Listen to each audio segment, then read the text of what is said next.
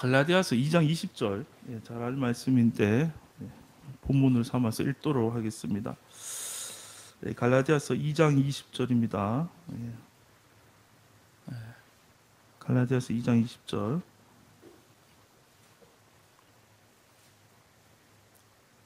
같이 읽겠습니다. 시작. 내가 그리스도와 함께 십자가에 못 박혔느니 그런즉 이제는 내가 사는 것이 아니요 오직 내 안에 그리스도께서 사는 것이라. 이제 내가 육체 가운데 사는 것은 나를 사랑하사 나를 위하여 자기 자신을 버리신 하나님의 아들을 믿는 믿음 안에서 사는 것이라. 한 번 더 읽도록 하겠습니다. 시작.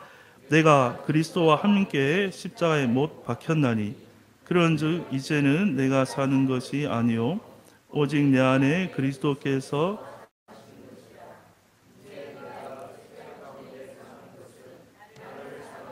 나를 위하여 자기 자신을 버리신 하나님의 아들을 믿는 믿음 안에서 사는 것이라.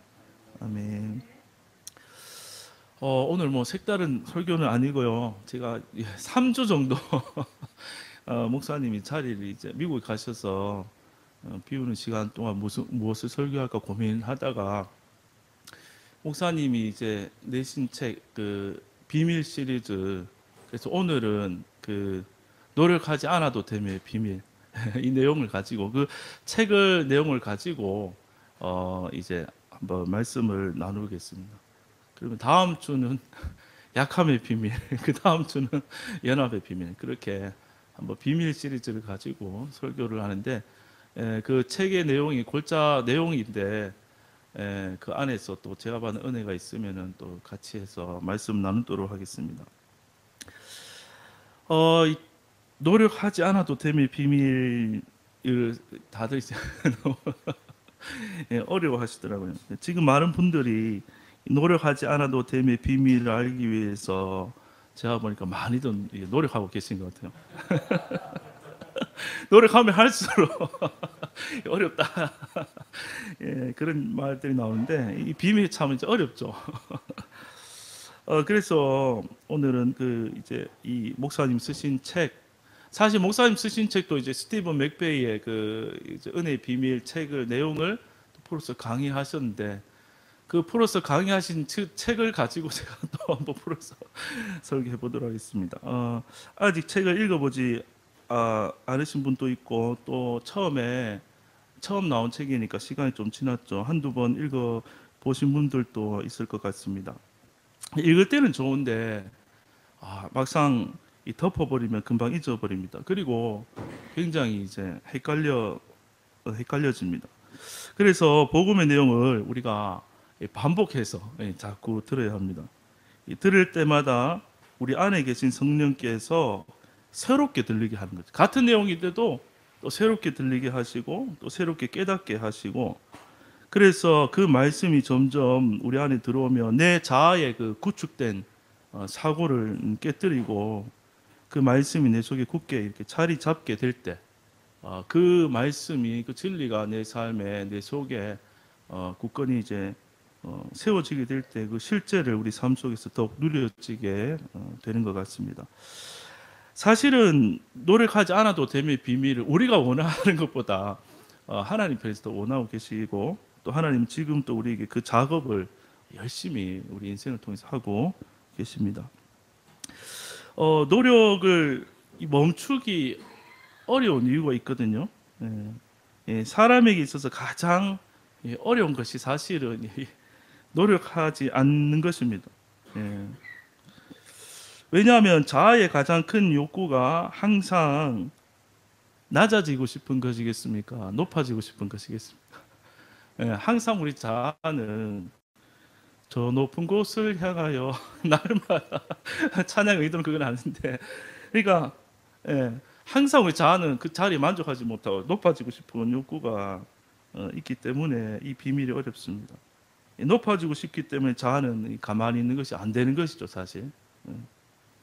그리고 우리의 자아는 기본적으로 상대방을 신뢰하는 것이 아니라 자기를 신뢰합니다. 그래서 자기의 능력과 실력을 나타내고 또 그것으로 자기가 영광 받기를 원합니다. 즉 자기 자신이라는 하나님을 섬기는 그런 노예 상태로 있다고 할 수 있습니다. 항상 마음의 시선이 탁 오뚜기처럼 자기 자신에게로 싹 이렇게 돌아오게 되는 것이죠. 항상 자기 자신에게 집중하게 되는 것이 우리 자아의 특징입니다. 자기를 그렇게 사랑하지만 동시에 또 자신에게 구속되는 것이 바로 선악과를 먹고 높아진 우리의 상태라고 할 수 있습니다.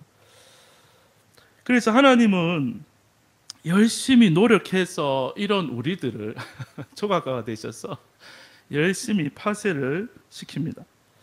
환경의 고난을 통해서 또 옆에 있는 사람과의 관계를 통해서 그리고 자신의 능력의 한계를 부딪히게 해서 하나님은 열심히 우리를 깨뜨리고 있습니다. 책을 읽어보면 전 목사님도 열심히 첫 목회를 했는데 이 세운 제자들이 어떻게 말합니까? 목사님 저도 제 목회를 하고 싶습니다. 그러고는 이제 떼어서 다 나가버렸습니다. 그때 전철권 목사님은 깨닫게 되죠. 아, 나도 내 목회하고 있었고 너도 네 목회하려는구나 하면서 그때 하나님의 은혜와 계시로 무엇을 봤냐면 이 자아를 보게 된 것입니다. 자아를 보게 되는 것이 복음에 있어서 정말 중요한 계시인 것입니다. 자아는 스스로 자아를 볼 수 없거든요. 근데 이 환경이 하나님의 노력의 결과로 그 하나님의 은혜의 때가 되면은 아하, 모든 사람에게는 고칠 수 없는 자아가 있구나. 나도 그런 자아를 가지고 있고, 근데 그것이 나구나. 이것을 이제 알게 되는 거죠. 그때 이 교회가 깨어질 때 목사님이 제자 속에 있는 자아, 또 지금까지 내가 내목해한 내 자아를 보게 된 것이 아마 제가 생각하기에는 그 가장 큰 계시 첫 출발점이 되지 않았을까 이런 생각이 됩니다. 돌아보면 제 인생도 마찬가지입니다. 제 첫 꿈은 파바로티처럼 되는 것이었습니다. 더 솔직하게 말씀드리면 사실은 파바로티보다 제가 더 위대하게 될 줄로 생각하고 살았습니다. 그게 제 자아죠.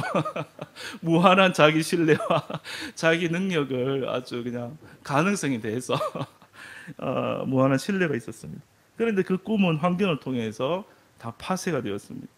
물론 실력도 조금 객관적으로 모자랐을 수도 있습니다. 그리고 성악가의 길이 꺾이고 나서 두 번째 꿈을 꾸게 되었는데 이제 신학으로 들어왔으니까 목회의 길로 왔으니까 신학으로 유학을 가가지고 공부를 마치고 돌아와서 훌륭한 인품과 실력을 갖춘 한국 교회를 인도하는 그 정도까지는 생각한 건 아닌데 어떤 그래도 괜찮은 교회 담임 목사로 목회를 하고 잘 마치는 게 제 꿈이었습니다. 그런데 그 꿈도 하나님의 노력과 열심으로 파쇄가 되었습니다. 근데 파쇄가 여기서 안 멈추더라고요. 하나님은 우리 노력하지 않아라고 그렇게 비밀을 가르쳐주고 하나님 열심히 노력하는 하나님이라서 현실 속에서는 점점 어떻게 되었겠습니까? 하나님 다 괜찮고 그냥 평범하게라도 살게 해주십시오. 이렇게 되는 것입니다. 마음이 또 낮아지게 되었습니다. 나중에는 어떻게 되냐면 아니 그냥 빚이라도 좀 없었으면 좋겠습니다. 이렇게 낮아지게 됩니다. 점점점 이제 파쇄되고 환경을 통해 관계를 통해 낮아지더니 하나님의 열심히 나를 데려간 곳이 어딜까요? 십자가 앞에 딱 데려다 놓더라고요. 그래서 그 십자가 앞에서 어떤 고백이 나오냐면 하나님 이제는 더 이상 나로 살지 않게 해주세요. 하나님 더 이상 나로 살지 않게 해주세요. 이 고백이 이제 나오기까지 또 깨닫기까지 하나님은 정말 열심히 제 삶에 노력을 해오셨습니다. 하나님은 지금도 이렇게 열심히 우리의 기대와는 전혀 다른 방향으로 우리를 열심히 인도하고 사랑하고 계십니다. 세상적 기준으로 볼 때는 소위 이런 망한 간증을 들으면 앉아 계신 여러분들 속에 있는 우리의 자아들은 아주 강력하게 거부하고 또 때로는 두려움이 올 수도 있습니다.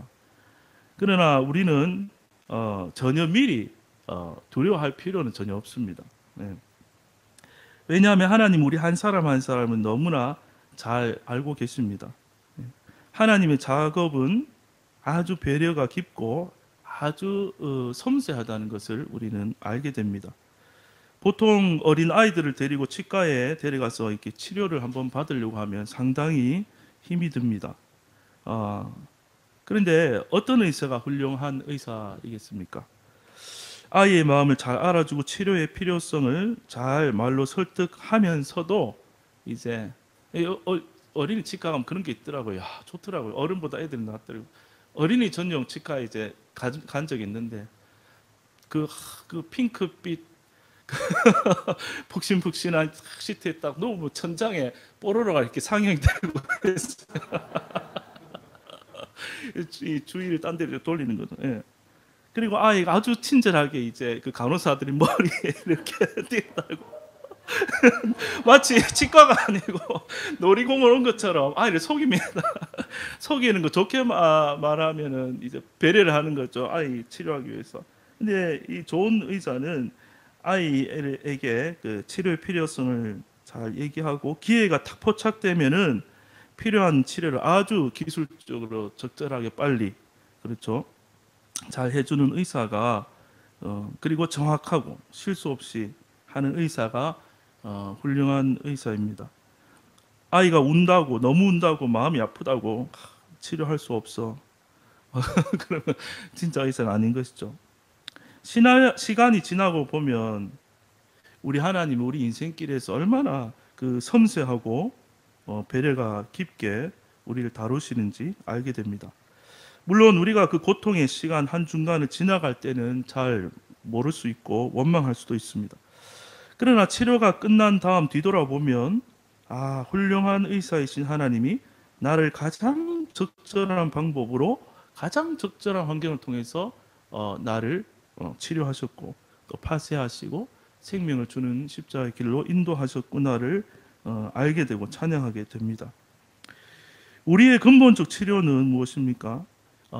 끊임없이 자아에게 집중되고 또 끊임없이 높아지고 싶어하는 우리의 자아가 십자가에서 예수와 함께 죽었다는 것이 바로 첫 번째 근본적인 치료라고 할 수가 있습니다.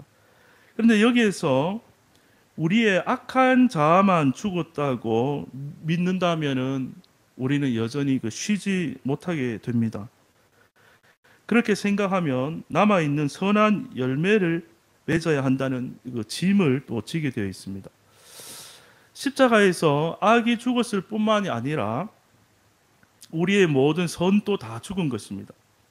선한 자, 내 속에 경건한 자, 또 능력 있는 자, 뭔가를 할 수 있는 자아가 예수와 함께 첫 사람은 다 죽은 것입니다. 그래야지 우리가 진짜로 쉴 수가 있습니다. 여기에 노력하지 않아도 됨에 큰 비밀이 들어있는 것입니다. 내가 살지 않고 그리스도가 사시는 연합하여 함께 사는 새 길이 열린 것입니다. 다행히도 성경 안에는 노력하지 않아도 됨의 비밀을 보여주는 모델들이 제시되어 있습니다. 첫 번째 모델은 바로 예수님입니다. 요한복음을 읽어보면 자아로 살지 않는 이 땅에 오신 예수님을 만나게 됩니다. 요한복음 5장 30절에 보면 내가 아무것도 스스로 할 수 없노라. 또 5장 19절에 보면요, 아무것도 스스로 할 수 없나니 아버지께서 행하시는 그것을 아들도 그와 같이 행하느니라. 예수님은 아무것도 스스로 말하거나 스스로 행하지 않는 삶을 살고 있다. 그렇게 우리에게 말씀합니다. 그런데 예수님의 삶을 잘 보시면 그럼에도 불구하고 정말 아무것도 안 했나요? 오히려 우리가 볼 때 정반대입니다. 하루가 너무 바빴을 것입니다. 수많은 병자를 고쳤고 수많은 기적을 행하셨고 수많은 사역들을 하셨고 또 요한복음의 끝에 보면 예수님이 하신 모든 일을 다 기록하려면 이 세상의 모든 책으로도 부족하다고 그렇게 기록이 되어 있습니다. 어떻게 그럴 수 있습니까? 그것은 바로 예수님 안에는 열심히 일하시는 아버지가 함께 있었기 때문입니다. 그래서 요한복음 10장 30절에 보면 나와 아버지는 하나이니라. 또 8장 28절에 보면요, 또 내가 스스로 아무것도 하지 아니하고 오직 아버지께서 가르치신 대로 이런 것을 말하는 줄도 알리라. 그리고 14장 9절에 보면 빌립에게 내가 이렇게 오래 너희와 함께 있으되 네가 나를 알지 못하느냐 나를 본 자는 아버지를 보았거늘 어찌하여 아버지를 보이라 하느냐. 오로지 예수님은 자신의 자아로 살지 않고 안에 계신 아버지의 생명으로만 사신 분이 바로 예수님입니다. 능력이 하나도 없는 예수, 지혜가 하나도 없어도 되는 예수.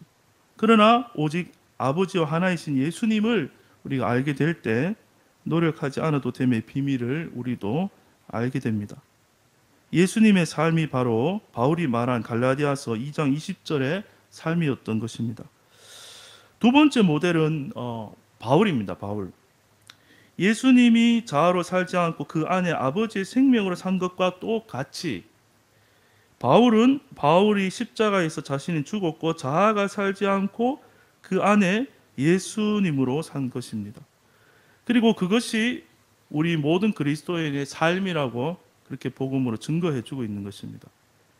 바울을 생각 한번 해보십시오. 3년을 예수님 따라다닌 함께 동거동락한 제자들과 바울은 아주 큰 차이점이 있습니다. 바울은 예수님으로부터 제자 훈련을 단 한 번도 받은 적이 없습니다. 바울은 육신으로 그리스도를 본 적도 없고 만난 적도 없습니다. 또 바울은 부활하신 예수님을 목격하지도 않았습니다. 그런데 그럼에도 불구하고 예수님의 제자들이 아니라 이 바울이 신약 성경의 절반을 기록했습니다. 또 이방인의 교회가 세워지고 복음이 전파되는데 바울이 신약 시대에 제일 크게 쓰임을 받았습니다. 이것은 바로 예수님을 육신으로 보지 못한 우리들을 위한 똑같은 배려라고 생각해 볼 수도 있습니다. 제자들이 옆에 계신 예수님을 보면서 예수님 사시는 것을 눈으로 봤다면 바울은 부활하셔서 자기 속에 나타나시고 자기 속에 살고 있는 예수를 만난 것입니다. 2000년 전에는 십자가에서 예수님이 계시되셨지만 지금은 믿는 자들 속에 우리 속에 부활하여 오늘날 우리에게 계시되고 주님은 나타나고 있는 것입니다. 오늘날 이 땅에 하나님이 나타나시려고 한다면 자아가 죽어 안식하고 있는 자를 하나님은 찾고 또 필요로 하십니다. 왜냐하면 자아가 죽어 안식하고 있는 자가 있어야 하나님이 이 땅에 나타날 수 있기 때문입니다. 그것이 바로 성도이고 또 교회인 것입니다. 십자가에서 예수와 함께 죽어 자아가 끝나고 성령이 나오는 사람, 그 사람이 하나님께는 간절히 필요한 것이죠. 하나님은 능력 있는 자가 아니라 능력 없는 자를 찾고 계십니다. 모세 한 사람을 얻기 위해서 하나님은 40년을 공을 들이셨습니다. 하나님께서는 우리의 자아로 할 수 없는 하나님 사이즈의 일을 이 땅에서 하시고자 하고 있습니다. 그런데 만약 40대에 이성적이고 똑똑한 모세에게 지팡이를 주어 홍해를 가르라고 지시를 했으면 아마 못했을 것입니다. 이 얼마나 똑똑한 머리가 팽팽 돌아가기 때문에 그렇죠. 할 수 없는 것이죠. 이 지팡이를 내밀었는데 말이 됩니까? 또 안 갈라지면 어떻게 되겠습니까? 손이 부끄러워지고 이게 손이 오그라들 것입니다. 예, 그렇죠. 아주 부끄럽고 그 자아가 수치를 당하게 되거든요. 자아가 있으니까 수치를 당할까 봐 할 수 없고 또 자아가 머리가 있으니까 똑똑하니까 이건 아닌 것 같아서 할 수 없고 이 자아는 온갖 핑계를 대면서 이 자아가 다 하나님이 가로막게 되는 것입니다. 그런데 80세 모세가 할 수 있었던 이유는 하나님의 열심과 노력으로 인해서 40년 동안 광야에서 자기가 끝난 사람이 되었기 때문에 모세는 수치를 당해도 그렇죠. 자기가 죽었기 때문에 그냥 하나님 도구로 자기가 쓰임 받는 것을 알기에 내밀었던 것이죠. 그러면 하나님의 능력이 해방되는 것입니다. 자아는 자기의 똑똑한 혼을 항상 사용합니다. 자신의 생각, 자신의 지혜, 자신의 경험, 자신의 느낌, 자신의 감정을 사용해서 살아갑니다. 그러나 십자가에 죽은 자는 자기 혼을 자아가 쓰지 않습니다. 요한복음 6장 63절에 보면 살리는 것은 영이니 육은 무익하니라. 내가 너에게 이른 말이 영이요 생명이니라. 우리 속에 그리스도의 영이 계시기 때문에, 부활한 주님이 이미 와 계시기 때문에 그 그리스도의 영으로부터 흘러나오는 하나님의 것이, 하늘의 것이 흘러나오는 삶을 사는 것입니다. 그분이 하나님이시기 때문에 모든 일이 저절로 되어지고 하나님이 해방되는 것입니다. 하나님의 일이 나타나게 되는 것입니다. 우리 할 일은 무엇입니까? 그것이 나타날 때 기뻐하고 감사하고 안식하고 누리고 찬미하는 것이 우리 할 일인 것입니다. 자아로 살면 자아의 실력만큼 살고, 우리 안에 그리스도로 살면 그리스도의 실력만큼 사는 것입니다. 요즘 우리 동네 저녁에 이제 산책을 나가 보면 그 큰 잔디밭이 있고 광장이 있는데 아주 그 다양한 강아지들을 이렇게 만나게 됩니다. 어떤 강아지들은 머리에 이렇게 염색도 파랗게 빨갛게 이렇게 막 염색도 하고, 또 어떤 강아지들은 머리에 또 핀도 달고 있고, 또 어떤 강아지들은 그 옷도 입고 있습니다. 조끼 옷, 조끼 옷을 입고, 또 그 왜 그런지 모르겠는데 발에 발사계처럼 신을 신기는 그런 강아지도 가끔 보게 됩니다. 그리고 조금 가난한 집의 강아지들은 유모차를 주로 타고 다니는데, 가끔 간혹 이렇게 보면은 강아지 전용 이렇게 벤츠나 BMW 타는 강아지도 한 번씩 제가 볼 수 있습니다. 그런데 그런 강아지들의 모습을 보면 아무도 강아지 스스로가 미용실을 다녀왔다고 생각하지는 않습니다. 강아지 스스로 돈을 벌어서 옷을 사고 차를 샀다고 아무도 생각하지 않습니다. 다 누가 있죠? 다 그렇죠. 다 주인들이 복지 차원에서 이제 또 자식처럼 생각하니까 그렇게 다 해주는 것이죠. 주인에 따라서 그 강아지의 모습의 인생이 이제 결정됩니다. 양도 마찬가지입니다. 양도 목자에 따라 모습이 다 다르게 나타납니다. 주인이 게으른 목자이면 양이 어떨까요? 냄새가 나와가지고 시커멓습니다. 옛날에 우리 아이들하고 목장 가봤는데 우리 머릿속에 있는 양은 깨끗하고 막 털이 뽀송하고 이렇게 그 양을 생각하고 갔는데, 비가 추적추적 오는 날이었거든요. 비가 많이 오는 날. 와, 양이 얼마나 더럽던지 가까이 할 수가 없었습니다. 그리고 그러니까 주인이 게으르면 양도 시커멓고 더러운 것이고, 또 주인이 깨끗하고 실력이 있으면 양도 희고 건강하고 튼튼한 것이죠. 우리의 목자이신 주님은 자신의 양들인 우리들을 통해서 하늘의 것, 그러니까 즉 세상에 없는 그리스도의 생명, 부활 생명을 나타내므로 이 땅에서 내 양들이다 하면서 하나님의 실력을, 하나님의 생명을 드러내고자 하시는 것입니다.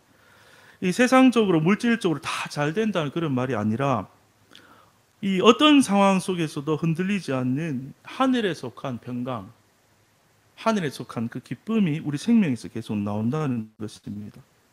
그리고 우리 인생이 잘 안 되는 것처럼 보여도 하나님의 때와 하나님의 철을 따라서 때가 되면 다 잎사귀가 납니다. 생명은 생명이 갖고 있는 시간과 또 그 생명이 가진 능력들이 있거든요. 그러니까 그리스도의 생명이 우리 안에 있으면은 우리 인생이 하나님의 시간표에 따라 철을 따라 다 잎사귀가 나고 때가 되면 다 열매를 맺게 하신다는 것입니다. 우리는 부활 생명이 나타나는, 어찌 보면 죄송한 표현, 하나님의 귀여운 강아지들인 것입니다. 우리가 노력하지 않아도 되는 이유는, 첫 번째는 우리의 자아가 십자가에서 높아지고 싶은 우리 자아가 이미 죽었기 때문이고, 둘째는 우리 안에 부활하신 주님이 이미 오셔서 일하고 계시고, 또 우리 바깥 환경에서 하나님이 동시에 또 일하고 계시기 때문입니다. 그리고 마지막 이유, 노력하지 않아도 됨의 비밀의 마지막 이유는, 내가 노력하지 않아야 모든 영광이 하나님께로 돌아갑니다. 우리 인생은 나를 나타내기 위해서 창조된 것이 아니라 하나님이 하시는 일을, 하나님의 영광을 위해 창조되었고, 그 하나님의 기쁨과 영광이 영원히 동참하게 된 것입니다.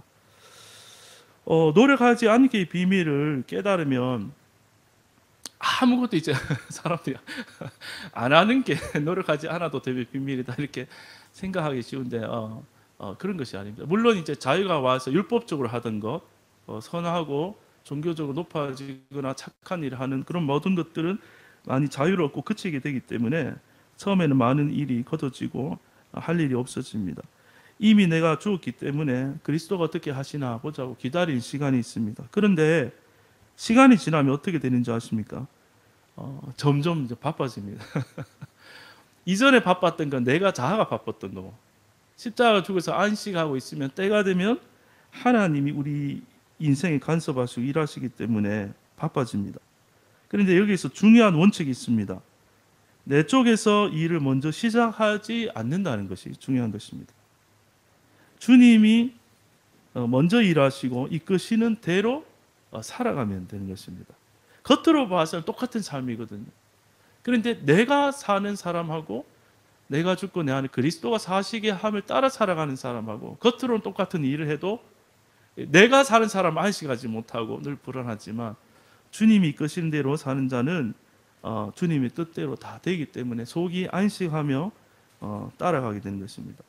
목자의 삶이 아니라 양의 삶을 살게 됩니다. 목자는 머리가 바쁘지만 양은 머리가 바쁠 필요가 없습니다. 머리 쓸 일이 거의 많이 없어집니다. 그 안에서 안식합니다. 목자를 신뢰하기 때문에 목자가 이끄는 대로 몸이 움직여지는 것이죠. 그런데 목자를 신뢰하고 따라가 보면 목자의 예비하심들이 그 하루하루 속에 다 나타나게 되고 하나님이 하시는 일들이 드러나게 되는, 경험하게 되는 그런 삶을 우리가 살게 되는 것입니다. 네, 끝으로 이 삶 가운데 속기 쉬운 한 가지를 말씀드리고 이제 말씀을 마치도록 하겠습니다. 자아의 죽음을 우리가 알고 내가 살지 않고 성령으로 산다. 이것을 누리며 살다가도 시간이 지나면 알게 모르게 속아서 이 각도가 1도가 흐트러져 가지고 쭉 가다 보면 딴 길로 이제 가게 되거든요. 누리며 살다가도 시간이 지나면 점점 머리가 복잡해질 경우가 있습니다. 이 갈라디아서 표현에 보면 우리를 속이고 가만히 들어온 자들이 있다. 율법을 1% 딱 한 방울 떨어뜨려서 속이는 자들이 있거든요. 우리는 내가 성령으로 사는 것하고 성령이 나를 통해 사시는 것의 이 차이를 우리가 알 필요가 있습니다. 하나님 그것을 우리에게 경험을 통해 알려주실 건데요. 이것은 엄연히 다른 것입니다. 다시 한번 말씀드리면 내가 성령으로 사는 것과 성령이 나를 통해서 사시는 것, 이것은 다르다는 것입니다. 내가 성령으로 사는 사람은 항상 내가 성령을 붙들어야 되는 것이죠. 무엇이 성령으로 사는 것인지 항상 생각하고 선택해야 되는 상황에 놓이게 됩니다. 이것도 좋아 보이고 저것도 좋아 보이고 이것도 선해 보이고 이것도 다 좋아 보이고, 그러니까 점점 그렇게 되면 자유가 오히려 없어지고 결국은 내가 사는 것이 되어버리고 결핍에 이르게 되는 것이죠. 그러나 내가 죽고 그리스도가 나를 통해서 사시면 나의 주체가 내 것이 아니고 주님의 것이 되었기 때문에 이미 주님이 주체가 되시고 또 모든 결정도 모든 책임도 모든 환경도 주님의 것이 됩니다. 그러니까 성공해도 괜찮고 실패해도 괜찮습니다. 왜? 주님의 것이고 주님의 손에 있기 때문이죠. 생명이 적게 나와도 괜찮고 많이 나와도 더 좋고 그게 상관이 없는 것입니다. 주님이 주인이 되었고 주님이 하시는 인생이기 때문입니다. 내가 주님을 위해서 사는 것이 이제 끝났고 주님이 직접 나를 위해서 사시는 그 인생이 되었기 때문입니다. 그렇기 때문에 우리는 내 인생에 대해서 내가 손을 뗄 수 있고 어떤 일이 일어나도 배에서 주무신 예수님처럼 우리는 안식할 수 있는 거죠. 그러면 하나님의 일들이 나타나게 되는 것입니다. 사람들이 보는 나, 세상이 보는 나, 내가 보는 나가 죽었고 우리 안에는 오직 나와 영혼이 하나 된 나의 새로운 정체성이 되신 그리스도께서 이미 살고 계신 것입니다. 날마다 주의 은혜로 이 복음 안에서 노력하지 않아도 됨의 비밀의 안식이 깨달아지고 또 우리 안에서 일하시고 노력하시는 주님의 일들을 경험하게 되고 참여하게 되는 우리 모두가 되기를 주님의 이름으로 축복합니다. 기도하겠습니다. 하나님 감사합니다. 복음이 쉬운 것 같아도 어렵고 또 어려운 것 같다가 또 하나님의 은혜로 깨달아지게 하시니 감사합니다. 하나님 아버지, 십자가에 이 함께 죽고 함께 부활하고 또 성령으로 우리 안에 오셔서 우리를 말씀을 가르쳐 주시고 깨닫게 하시고 우리의 마음에 눈을 열어 주시고 육으로 사는 그리스도인이 아니라 주님으로 성령으로 영으로 사는 하나님의 생명을 누리며 실제로 사는 그리스도인의 길로 인도하시니 너무나 감사합니다.